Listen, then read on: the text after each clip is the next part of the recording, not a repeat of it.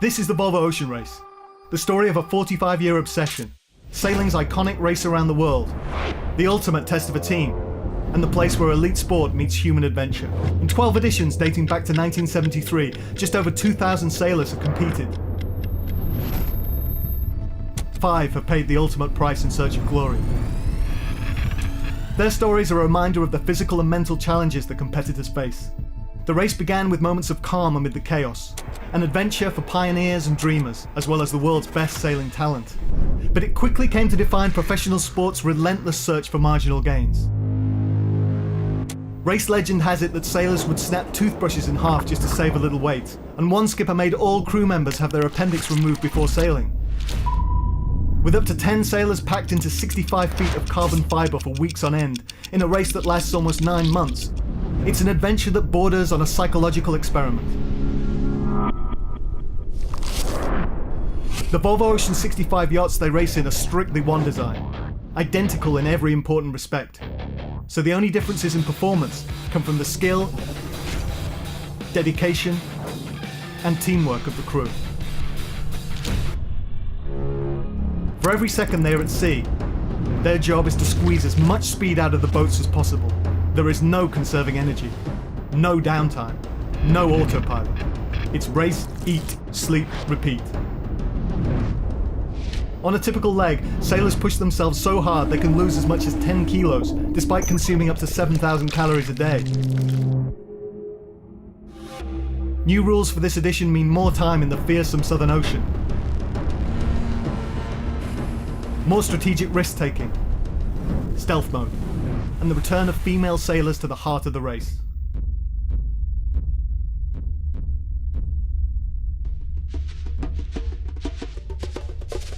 Uniquely in professional sport, on board each boat is an embedded multimedia reporter, telling the real story in real time.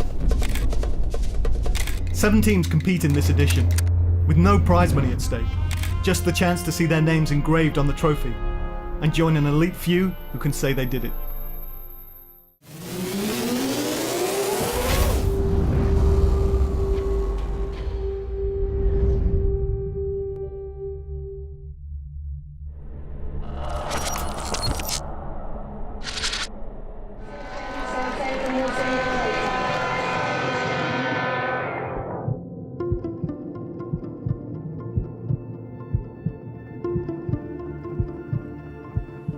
It's tough to convey to the average person just how difficult this race is.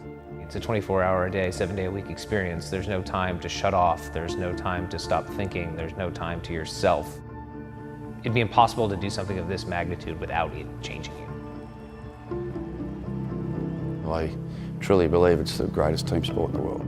You can't go home, coach can't call you, no contact with anybody. You actually know there's less people sailed around the world than climb Mount Everest every year. Spend so much time sailing and you never rest. The goal is 100% of the performance of the boat, always full time.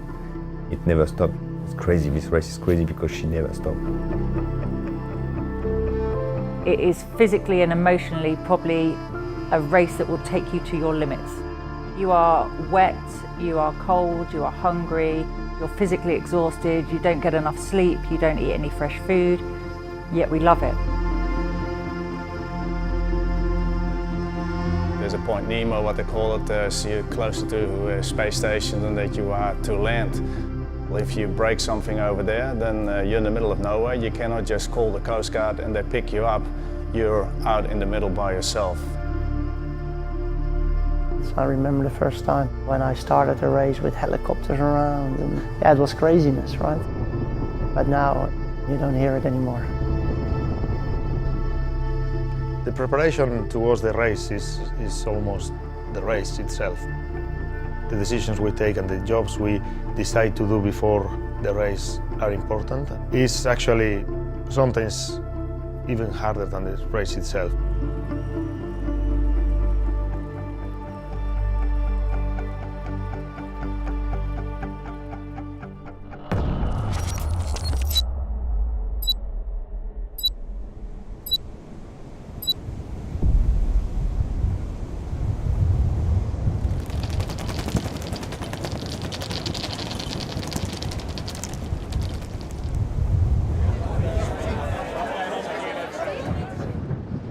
first team that's going to be announced for this race. You're going to be really proud. Team Axo Nobel. Give it a warm applause, ladies and gentlemen.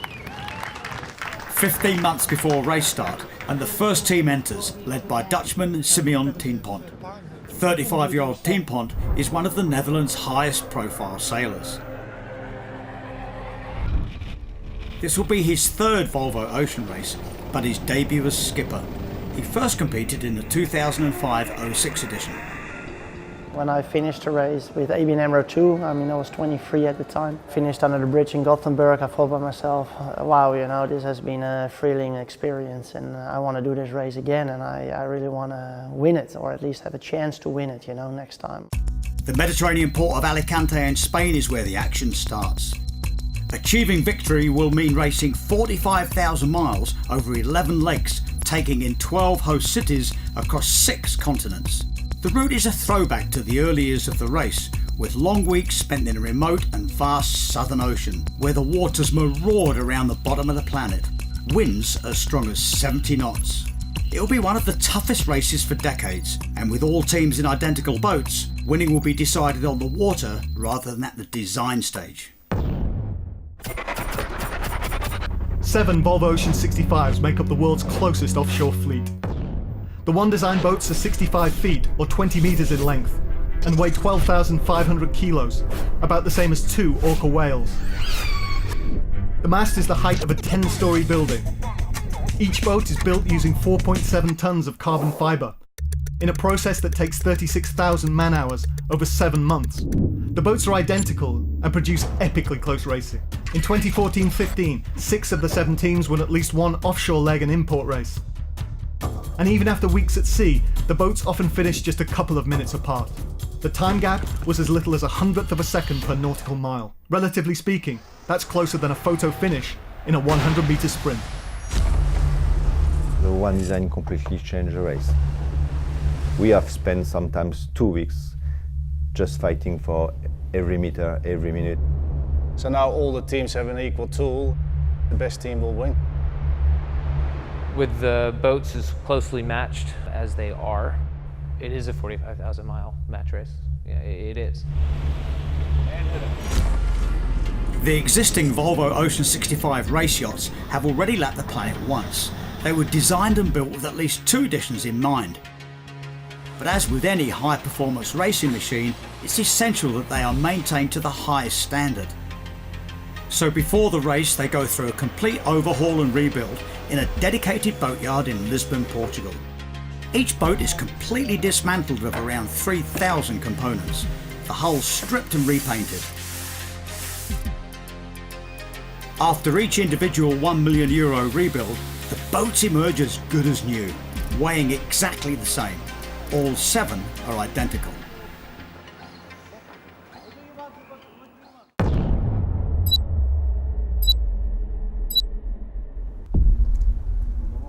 The second entry is the Dongfeng race team, but they are the first to pick up their fully refurbished boat. The Chinese team are back for their second attempt at victory, with Frenchman Charles Caudrelier at the helm again. We go for an offshore training, 24 hours, for testing the new sails, and the boat is in very good shape actually. Then we'll be okay, I think, to go back to our base in Lorient and a long offshore of 6-7 days. In 2014-15, Dongfeng came into the race as underdogs, with a number of inexperienced Chinese sailors in their crew, alongside more seasoned French veterans. By the halfway stage they were surprise contenders, only for a broken mast approaching Cape Horn to stop their winning momentum. They eventually finished third, and in 2017-18, with more time for preparation, expectations are higher. My rookies are not rookie anymore, they have 1 Volvo experience. Last time I have only 6 months to do something which seems impossible at the beginning, to be ready to race with 2 or 3 Chinese on board who have never sailed offshore. This time, since the day 1, we are focused only on performance, which is a big difference for sure. As well as the core team of Chinese and French sailors, Caudrelier has boosted his squad with a number of world-class offshore sailors. Keen to capitalise on their early entry, he knows that time spent on the water is invaluable. Preparation of the race, I think, is the key. I think if you want to win, I think 50 or 60% of the job you do it before the race. It's not about money, it's about time. And even if you have a lot of money, you can't buy time. So I want to start early.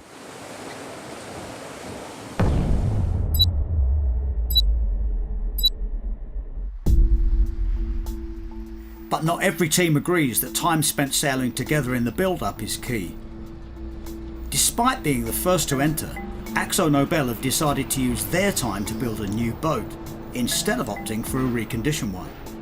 They've assembled a squad of some of the biggest names in the sport, but 6 months have gone by and their boat is still being built. Beautiful. I mean, my intention was that if you had a chance, you would build a new boat, right? And part of it is every of the other boats had done the 50,000 racing miles, and I don't know, maybe double the training miles. And you never know what happened in the history of a boat, right? So they need to sand all the ceiling as well? Or yeah, we need to seal that. We're going to use this Icla paint. It's good. Oh, it's exciting, no? It has a certain psychological advantage when you're a new team and you start also taking care of your own boat. So I don't see it as a disadvantage yet, but I don't know, ask me in a couple of months' time.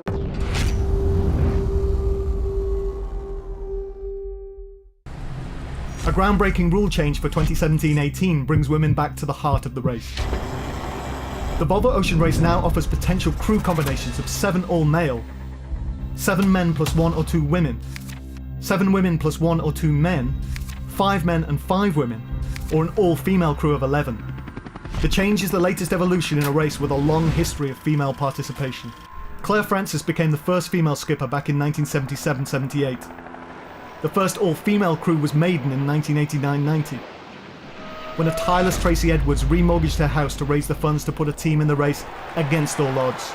They enjoyed remarkable success both on the water and in terms of the media coverage. More recently, the number of female participants dropped alarmingly, with only one woman gaining a place on board across 3 editions from 2005-06 to 2011-12, and she was let go after just 1 leg. That led to a classic catch-22 situation, with outstanding female sailors denied chances on the grounds that they didn't have enough Volvo Ocean Race experience. Now all that has changed. The trailblazing all-female entry from SCA in 2014 proved that women can compete with the guys. And the 2017-18 rule change means that for the first time in years, women will be competing for victory alongside the men. Well, the women rule is controversial, that's for sure, and it's a lot of people who has positioned themselves against or in favor. I think it's a rule. I think they shouldn't have done it, but the rules are there, and in that sense I changed my mind completely, because I think if you sell it only 7 guys, then you basically are handicapped compared to the team where 4 hands more. I think 7 men is a good rule. I think 11 girls is together is a good rule, and I think the bit in the middle is not very good at all. For Charles Caudrelier and his Dongfeng team, it's about getting every advantage as early as possible, and he has embraced the new rule. Caroline Brouwer, a 3-time Olympic sailor and Volvo Ocean Race veteran, and Marie Roux, a world champion, have joined his team. These boats are very powerful. If you have a choice between a man and a girl with the same level, you choose a boy because he's stronger. But with these rules, it will give the opportunity to the girls to have more experience. I have found, I think, 2 good girls, and I trust them, and I think they really sail very well. For any sailor entering the Volvo Ocean Race, the dream of winning is the driving force. But for some, it runs deeper than a personal quest.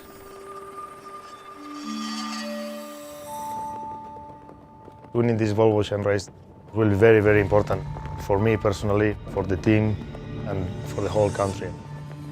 We will fight every day to try to win this race finally. For Xabi Fernandez, winning is also a matter of national pride. Xabi, an Olympic gold and silver medalist for Spain, is taking part in the Volvo Ocean Race for his 5th time.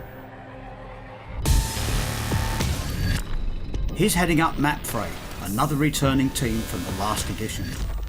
No Spanish team has won the Volvo Ocean Race in 10 previous attempts, dating back to 1981-82. He's surrounded himself with some of the most experienced sailors in the business as he looks to make history for his country. We've been very lucky being able to do the last 4 Volvos in a row, always in the same team core. We know each other a long time ago, most of us. All the campaigns we have done till now has had very good moments, some bad ones as well. And hopefully this time we can put the things together early enough to have a smooth campaign. It's clearly an unfinished business we have.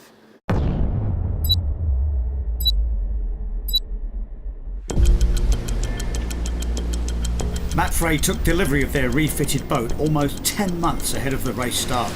The team are based in Sanchencho, northern Spain, and with easy access to the Atlantic Ocean and often challenging weather, it's perfect for training.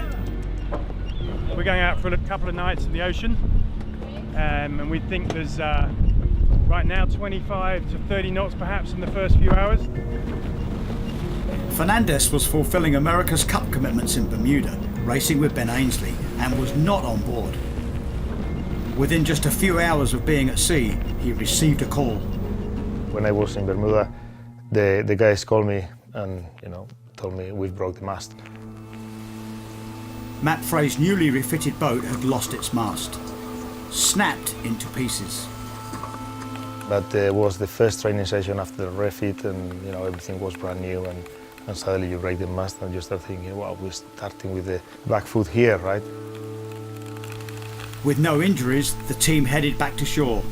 Training was over. In those situations, obviously once the mast has come down, everybody's in a bit of shock, but of course the next thing you've got to worry about is the damage to the boat as the mast is still attached and bits are smashing into stuff. If we left it for long in that seaway, it could end up in serious damage. You could actually sink the boat. Long term, we need to make sure we understand why. At the moment, we don't understand why. It's bad enough happening once, we've got to make sure it doesn't happen again.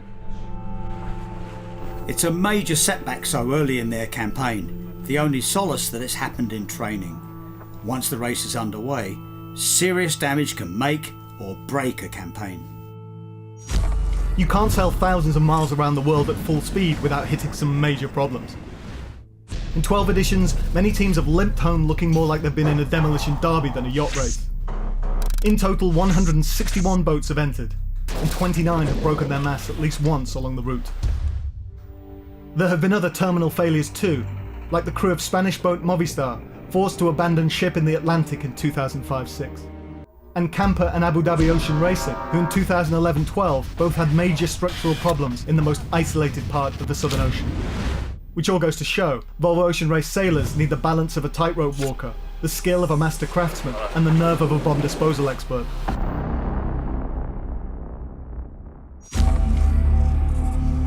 Something's going to stop you racing, that is a pretty dark place you go to, because it's normally beyond your control. One big fear at the moment is containers. There's so many containers getting lost over the sides. If you hit that with a high speed, that can be a disaster. 9 months of racing, pushing the boat 100%, you will break something. In 1 minute the race can be over.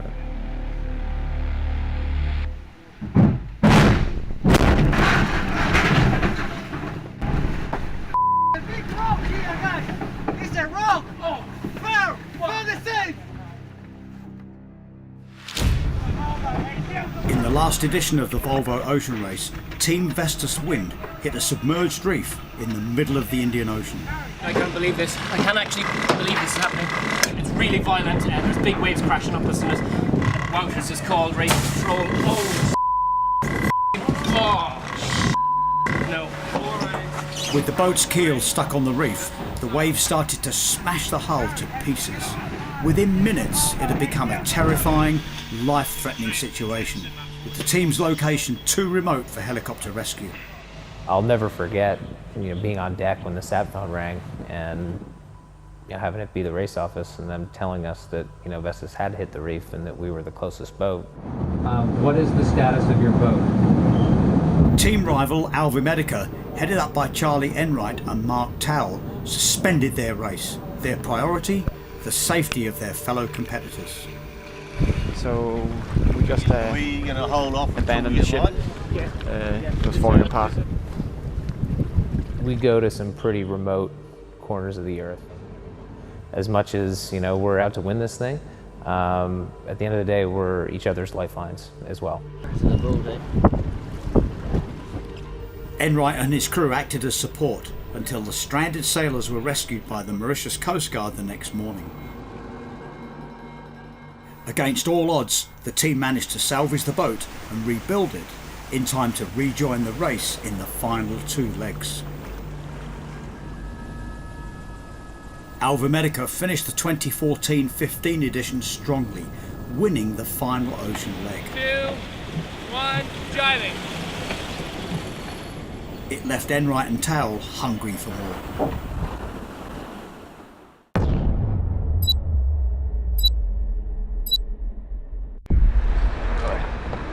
It's a heavy. Rookies last time, the 2 men are back to take on a new challenge with a new team. Just got to Lisbon. We're headed down to the dock. Check out the boat finally. After 2+ years of trying to get back to sailing on these boats and getting back to the race, it's about to become real. And they would never have guessed at the time that their encounter with Team Vestas was a moment of serendipity. It looks good. Sounds like the boatyard's done a pretty good job at getting everything ready to go. And 2017 and Vestas are back with Enright and Towell in charge. Hey, Toby. They're on a mission with the backing of 11th Hour Racing, the programme co-funded by Wendy Schmidt, dedicated to tackling the issue of ocean health. We viewed our first trip around the planet as a learning experience, and that was always going to be the case because of the way it was set up. You know, when you do something once and you know you can do it better, there's always a drive to come back and improve, you know, and that's a collective one between Mark and myself. In a bid to play catch-up in offshore training, Team Vestas 11th Hour Racing opted to sail their boat to Newport in the United States. Crossing the Atlantic was a chance for the crew to experience some tough conditions. But the real test for all the teams once in race mode will be in a part of the world where the race's reputation was forged. Conquering the Southern Ocean has always been a badge of honour for the world's best sailors. These cold and violent waters produce fast downwind sailing, but have spelled the end for many a Volvo Ocean Race campaign. In 2017-18, the teams raced 3 times as many miles down here, with waves as big as houses, and winds up to 70 knots. With double points on offer for the Southern Ocean legs, as well as the transatlantic, there's a fine balance between risk and reward. These ultra-fast racing boats can't just head south to find the shortest route, as hitting icebergs at such speed could have catastrophic results. And down here the sailors are so isolated that if the worst does happen, the only real hope of rescue is from one of their rival teams. The extremeness of the hostile environment that the Southern Ocean provides escalates all the emotions. You're further from any land or help, and I think that is in the back of your mind. It's the vastness, I think, that is quite overwhelming.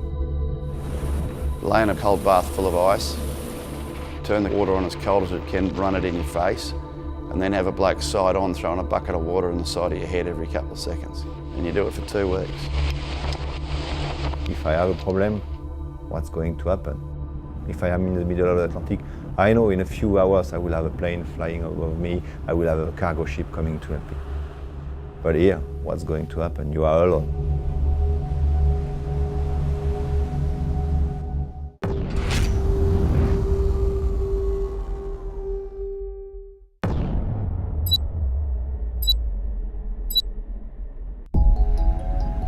It's been nearly 11 months since Team Akzo Nobel entered the Volvo Ocean Race. She looks perfect, she looks beautiful.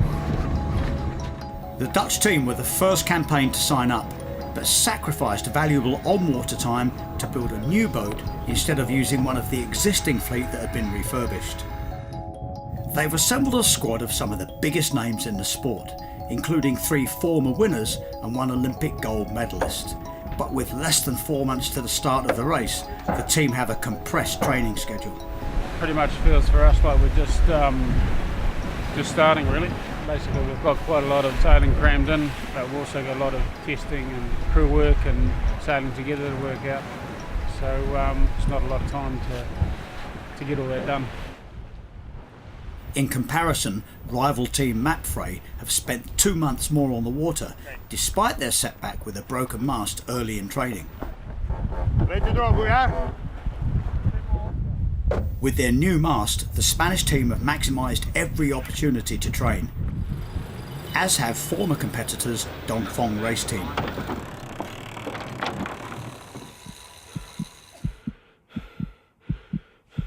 Hand in hand with technical sailing ability are physical and mental strength, prerequisites for any professional sailor who embarks on the Volvo Ocean Race. A typical ocean leg can mean 25 days at sea, up to 10 people crammed into 35 square metres for 3.5 weeks. Zero personal space, nowhere to go to blow off steam, and with 7 cameras, 2 microphones and a roving onboard reporter tracking everything they do. Nobody on Earth can better withstand extreme environments, constantly disrupted sleep, a lack of fresh food, and still perform as a team at 100%. Athletes rotate through 4 hours on deck under the blazing sun or being beaten by the waves. They get 4 hours off watch, but it's hardly downtime, with boat maintenance and navigation duties, while they refuel thousands of calories per day and snatch whatever sleep they can, wedged into a violently rocking bunk only 60 centimetres wide, amid relentless noise. Always at risk of being woken to get back on deck for more back-breaking work. It's an ordeal that tests everyone on board to their physical limits, but it's just half the battle.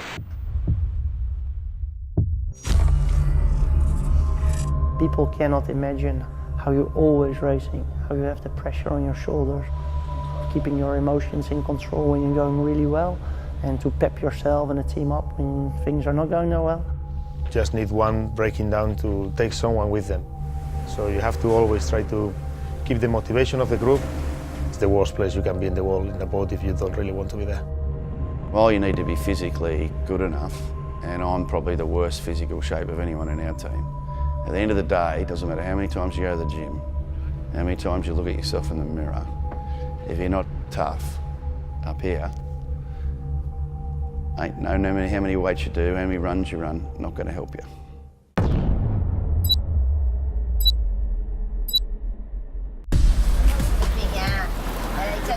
Making their debut in the race are Team Sun Hung Kai Scallywag. It's Hong Kong's first ever entry, as the city also prepares for its first stopover in 2018. The team is backed by Hong Kong businessman Mr. Seng Huang Lee. In charge of Mr. Lee's campaign is 46-year-old Australian David Witt. Witt's CV includes racing 20 times in the infamous Blue Water Classic, the Sydney Hobart.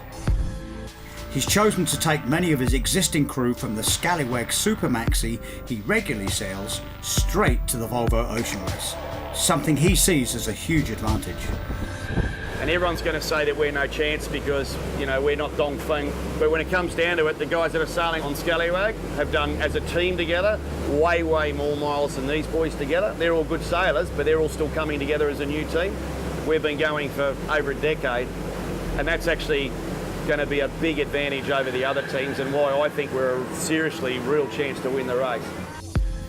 Witt's plan is to take the minimum crew option of only 7 men and believes this to be the best choice.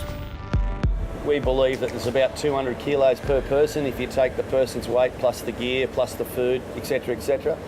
So, you know, if someone like you know, Mapfre's taking 2 girls and we've got 7 guys, we're nearly half a tonne lighter. Witt took part in the Volvo Ocean Race 20 years ago, so knows what to expect. But the no-nonsense Aussie has his own unique perspective on how to run the boat. You either really like me or you really hate me. There's nothing in the middle. And that comes from just saying what I think should be said, and I'm as far from politically correct as you get. I'm happy to be a bit of a dinosaur and don't have to play that game.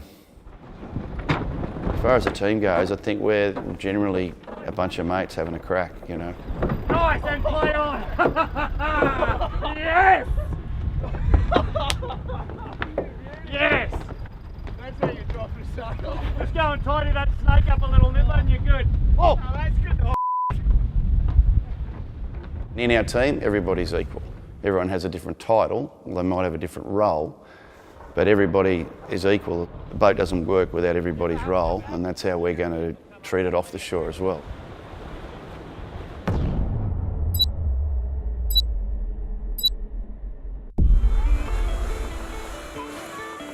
Making a late entry is Turn the Tide on Plastic, led by the only female skipper in the race, Dee Kafari. Kafari is the first woman to have sailed solo around the world in both directions. In the 2014-15 edition of the Volvo Ocean Race, she was crew on the all-female Team SCA. This time, she's the boss. When I took the project on, I did laugh and think that Volvo Ocean Race had actually put all the challenges in one boat and given it to me.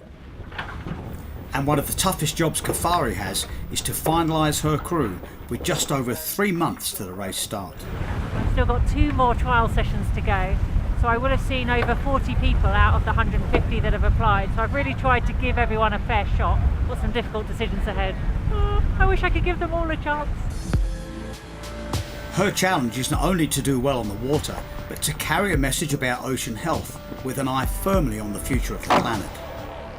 We're very passionate about the environment we use as our playground. It's my generation and the generations before that have caused most of the issues, and it's the future generations that are going to have to do something about it. So to have a youth-focused team, they are loving the fact that they get to speak out about something that they think is really serious and they want to make a difference. Unlike other teams in the race, where they have mainly seasoned and hugely experienced offshore sailors with a minority of rookies, Kafari has a very different balance on board. I've got 5 girls, 5 boys. I've got 60% of my crew under 30, of which none have ever been in the Southern Ocean before. None have sailed around the world before. Most have probably done a maximum of 3 nights offshore. So experience is minimal. They actually have no idea what they're letting themselves in for. And that's a huge responsibility on my shoulders. They don't know to be afraid. They actually have no idea what they should be feeling because they don't really know what's coming.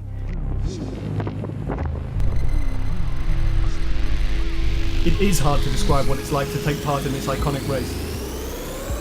Since 1973, just over 2,000 sailors have competed, earning their place on the Legends Wall with sacrifices big and small.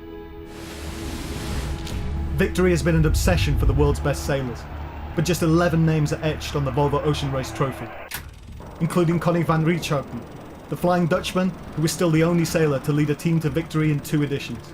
Also Peter Blake, who took part in the first 5 editions and didn't quit until 1989-90 when he finally completed a clean sweep on Steinlager 2. Of 73 sailors racing in 2017-18, 48 have competed at least once before in the Volvo Ocean Race. 14 have tasted victory, and some are still trying.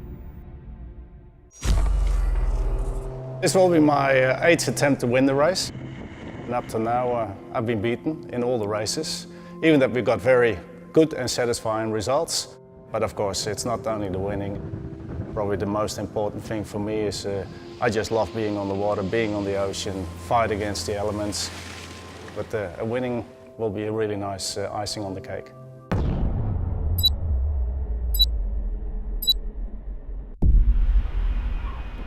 Bauer Becking has spent 3 decades and most of his professional sailing career trying to win the Volvo Ocean Race.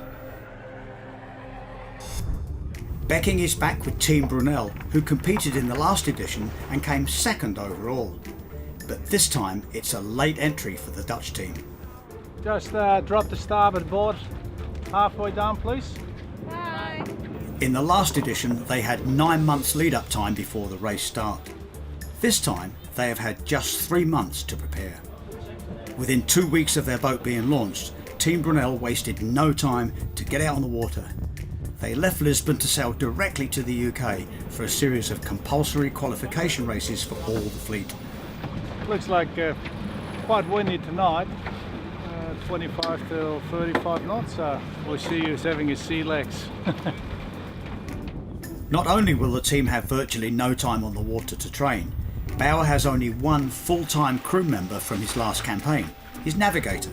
The rest are all new, some of them half his age. I'm 54 and we've got a guy who's like 26. He's just fitter and stronger than I am. So that's of course one of the disadvantages what you have when you're becoming a bit older. But with having the experience and knowing what you actually face, that's one of the really good things I think for being older. And you can coach the youngsters in the race to become better sailors, to understand more about themselves as well, because it's a lot in between the ears. If it's not right in between the ears, well then you're gone after one leg, because you will not survive.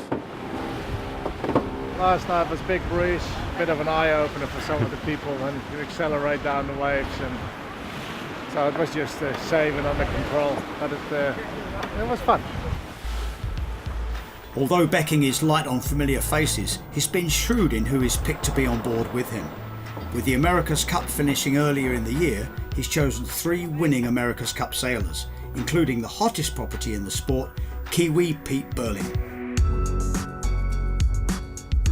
Burling's place on the crew sets him up in direct opposition to his long-term sailing partner, Blair Tuke, who is on Mapfre.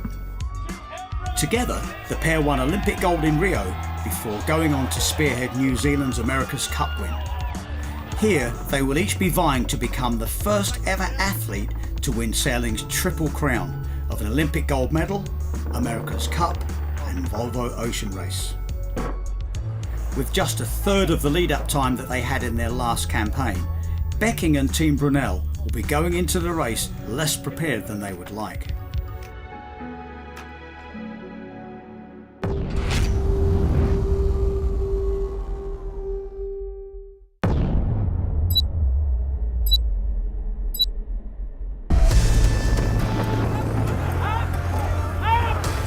With just under 3 months to the start of the race, all 7 Volvo Ocean Race teams travelled to the UK for the start of Leg Zero, a series of 4 qualification races.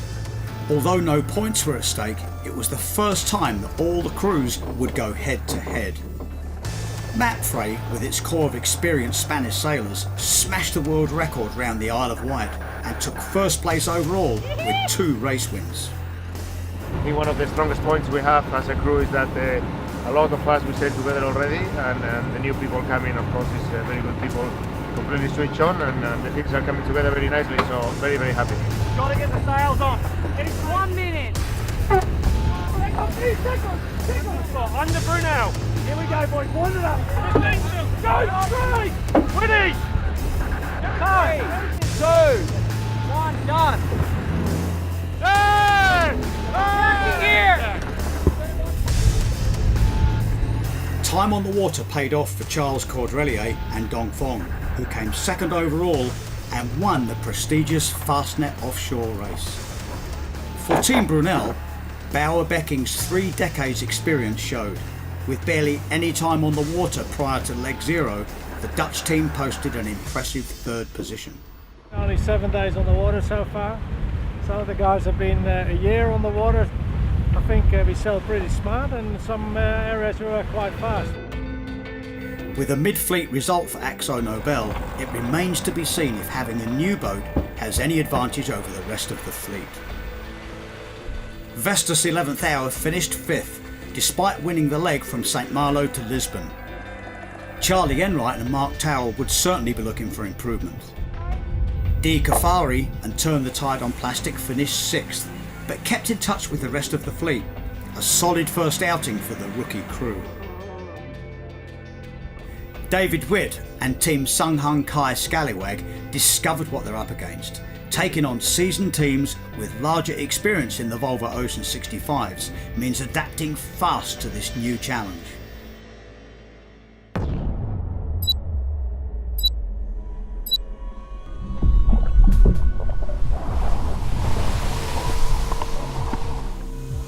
With a month to go before the race starts, all the sailors, veterans and rookies alike, attended a compulsory safety at sea course at the Marine and Offshore Safety Training Centre in the UK. The state-of-the-art facility simulates the kind of conditions that sailors will face, but can't fully prepare them for the real thing. Out on the ocean, a cry of man overboard will chill the spine in an instant. In over 4 decades of racing, the ocean has claimed the lives of 5 of our sailors. Bernie Hoskins, Paul Waterhouse and Dominique Guillet in the first edition in 1973-74, Tony Phillips in 1989-90, and Hans Horowitz in 2005-06. Others have been lucky to survive. Bill Abram went overboard in 1977-78. A flock of albatross circled him in the water, allowing him to be located and rescued quickly.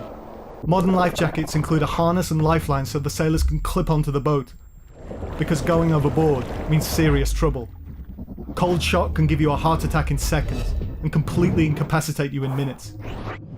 Even when you stay on the boat, the cold is a constant danger.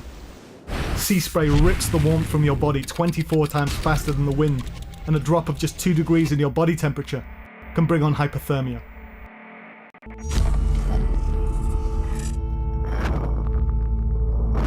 The waves coming over, or somebody just trips over and falls over the side. In no time that person will be miles behind us. The danger of losing somebody is the worst fear what I have. Mother Nature lets you know very clearly just how insignificant you are sometimes, especially when you get a little bit confident, a little bit relaxed. It is very easy, you're in this environment day on day and you get very comfortable, and that's when people's safety awareness or complacency slips in. Sometimes the weather or the sea state, can become very critical. These are the moments that you have to listen very carefully of the group around you and decide of how hard I push and how hard I, throttle back.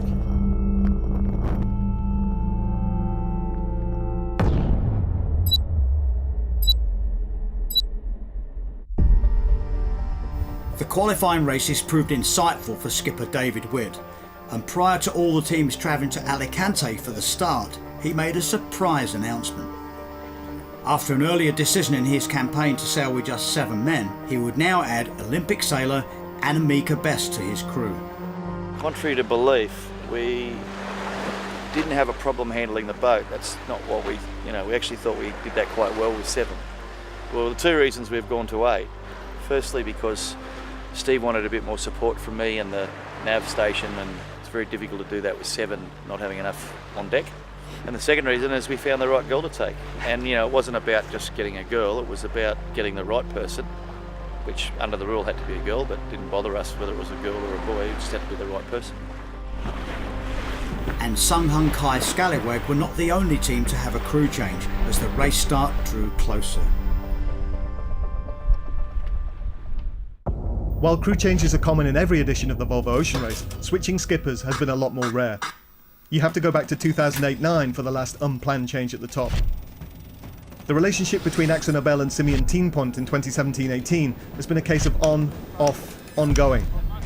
Following a dispute with the management company, the team offered their skipper a chance to continue in charge, but under a new contract. Tienpont declined, and Axel Nobel replaced him with Brad Jackson. But while 3-time winner Jackson was rallying the crew around him, an arbitration process led to the original skipper's reinstatement, and Tienpont returned to take charge once again. The 3 most experienced members of the squad elected not to sail Leg 1, but they were able to complete the crew with a couple of last-minute additions, including a football-style deadline day signing of Antonio Fontes from rival Sun Hung Kai Scallywag. The only way to describe the week was turbulent. Glad to be back, and it's been a bit of a turbulent week. All the way up to the departure ceremony on the morning of the start of Leg 1.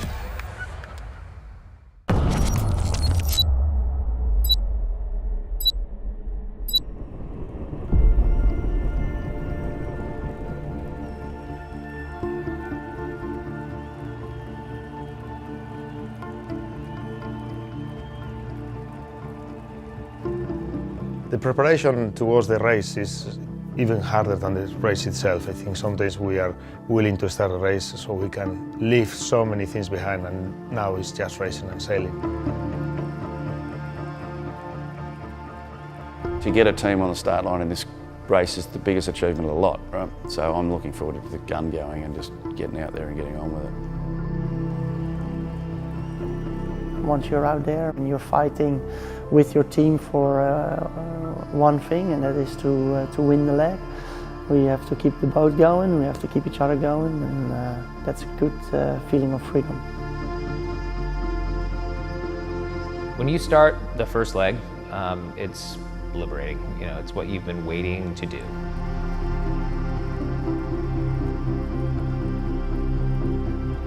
You're having a lot of obligations like sponsors, press. The sailing, I think, is always the easy part. Keeping all the people safe, keep the boat in one piece, and then try the moments as well to really enjoy it, because there are moments where it is just fantastic. And I think that's still always winning from all the bad moments what you have.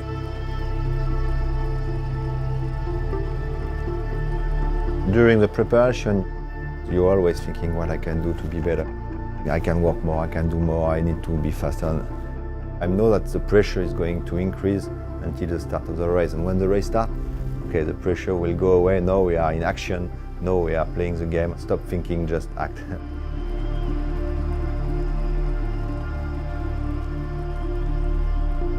So the stress is really high, but you do get to that start line to go offshore, and it's almost a relief. You can get on with what you're there to do. Sail hard. When you're not sailing hard, you eat, you drink, you sleep, you get up and you do it all again.